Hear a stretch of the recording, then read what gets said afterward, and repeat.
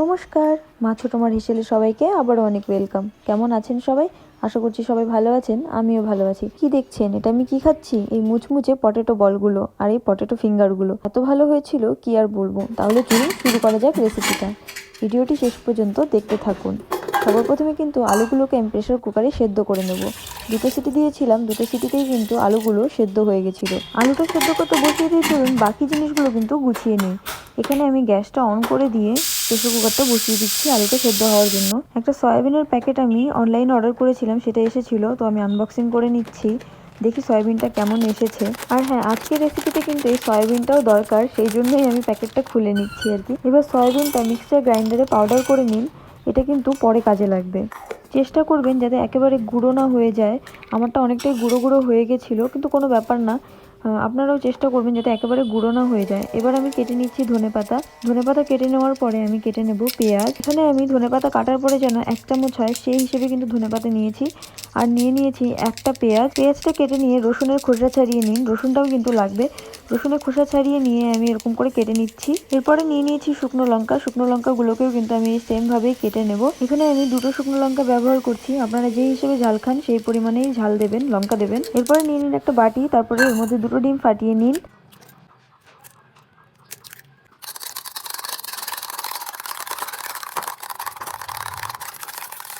এবারে দিয়ে দিচ্ছি সামান্য একটু লবণ। খেয়াল রাখবেন নুনটা যাতে বেশি না হয়ে যায়, তাহলে কিন্তু একদম ভালো লাগবে না, লবণে পুড়ে যাবে।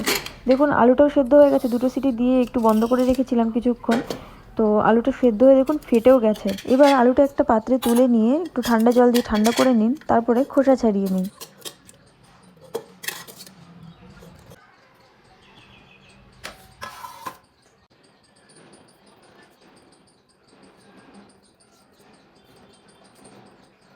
এখানে দেখুন সবগুলো আলুর খোসা কিন্তু আমি ছাড়িয়ে নিয়েছি। এরপরে আলুগুলোকে চটকে মেখে নেব।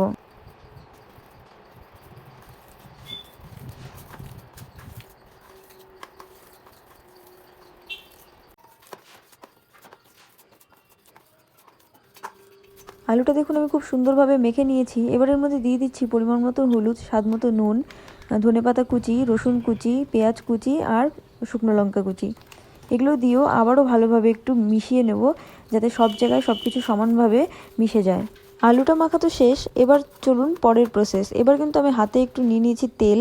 তেলটা নিয়ে এবার আমি পটেটো বল আর পটেটো ফিঙ্গারগুলো বানিয়ে নেব।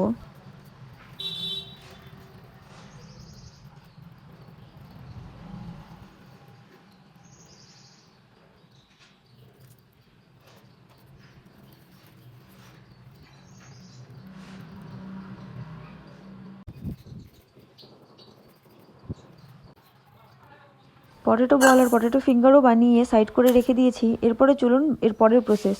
এবার কি করব, এবার বেসনটা মেখে নেব, মানে ব্যাটার তৈরি করে নেব। ব্যাটার তৈরির জন্য কি কি লাগছে আপনারা তো দেখেই বুঝে গেছেন। নিয়েছি বেসন, তার মধ্যে নিয়েছি লবণ, হলুদ আর কালো জিরে, আর কিছু দেবো না। এবার জল অ্যাড করে এটাকে ভালোভাবে মেখে নেব। ব্যাটারটাও রেডি হয়ে গেলে তারপরে চলুন পরের প্রসেস। এবার কি করব, এবার এই পটেটো বল আর পটেটো ফিঙ্গারগুলো এই সয়াবিনের গুঁড়োর সাথে ভালোভাবে এভাবে মিশিয়ে নিয়ে তারপরে এই যে ডিমটা ফেটিয়ে রেখেছিলাম সেই ডিমটার মধ্যে দিয়ে তুলে নেব।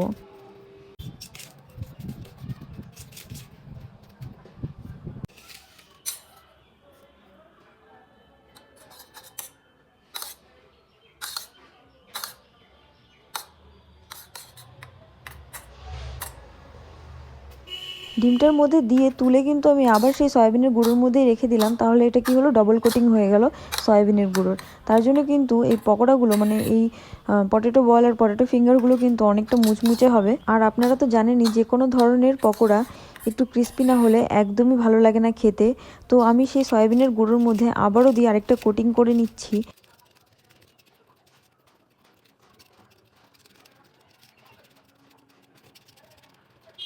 সবগুলো ডবল কোটিং করা হয়ে গেছে। এবারে চলুন ওভেনটা ধরিয়ে নিই। ওভেনটা ধরিয়ে নিলাম। এবার আমি বসিয়ে দিচ্ছি ফ্রাইং প্যান। তেলটা দিয়ে গরম হতে থাকুক, ততক্ষণে চলুন বাকি প্রসেসটাও সেরে নিই। এবার কি করলাম, এবার সেই বেসনের যে ব্যাটারটা ছিল সেই ব্যাটারের মধ্যে এই পটেটো বলগুলো দিয়ে দিচ্ছি। এরপরে কিন্তু ফ্রাই করে নেব একদম ভালোভাবে। তেলটা গরম হয়ে এসেছে আর একদম হাই ফ্লেমে কিন্তু আমি পটেটো বল আর পটেটো ফিঙ্গারগুলো আস্তে আস্তে ছেড়ে দিচ্ছি একদম আলতো হাতে। আর যেই সবগুলো ছাড়া হয়ে যাবে তারপরেই কিন্তু আমি ফ্লেমটা একদম লো করে দেবো। খুব আলতো হাতেই কিন্তু ভাজবেন, না হলে তো আগের ভিডিওতে বলেছি যে এগুলো যদি একবার ভেঙে যায় তাহলে ব্রেকআপের কষ্টকেও হার মানায় এই কষ্টটা। এপাশ ওপাশ উল্টে নিয়ে ভালো করে এগুলোকে আমি ফ্রাই করে নিচ্ছি যাতে সব দিকে ভালোভাবে ফ্রাই হয়ে যায়। যতটা ভালোভাবে ফ্রাই হবে ততটাই কিন্তু ক্রিস্পি হবে। আমি সবসময় চেষ্টা করি আপনাদের সঙ্গে ঘরোয়া উপকরণে যেন রেসিপিগুলো শেয়ার করতে পারি, আমি ঠিক সেইভাবেই শেয়ার করি। যদি আমার এই রেসিপিগুলো আপনাদের ভালো লেগে থাকে তাহলে অবশ্যই একটু সাবস্ক্রাইব করে দেবেন। এমনিতেও আপনারা মা ছোটমার হিসেবে যতটা পাশে থেকেছেন তার জন্য তো অনেক অনেক ধন্যবাদ। আপনাদের আশীর্বাদে ও ভালোবাসায় আমাদের মা ছোটমার হিসেবে কিন্তু 6000 সাবস্ক্রাইবারের অনেক কাছাকাছি চলে এসেছে। এই জন্য আপনাদেরকে বারবার ধন্যবাদ দিয়ে আমি ছোট করতে চাই না, শুধুমাত্র ধন্যবাদ এটার জন্য যথেষ্ট নয়, তবুও বলছি ধন্যবাদ। আর আজকের আমার এই রেসিপিটি রেডি হয়ে গেছে, আমি খেয়ে দেখলাম অনেকটাই ভালো লেগেছে আমার। আপনারাও ট্রাই করবেন, যদি ভালো লেগে থাকে আমাকে অবশ্যই একটা ছোট্ট কমেন্টের মাধ্যমে জানাবেন যে কেমন লেগেছে, খারাপ লাগলেও জানাবেন। আজকের রেসিপিটা এই পর্যন্তই, আবারও ফিরে আসবো অন্য কোনো রেসিপি নিয়ে। মা ছোটমার হেসেলে নতুন হয়ে থাকলে মা ছোটমার হেসেলকে অবশ্যই সাবস্ক্রাইব করতে ভুলবেন না। দেখা হচ্ছে পরের ভিডিওতে, ততক্ষণে সবাই সুস্থ থাকবেন, ভালো থাকবেন, নমস্কার।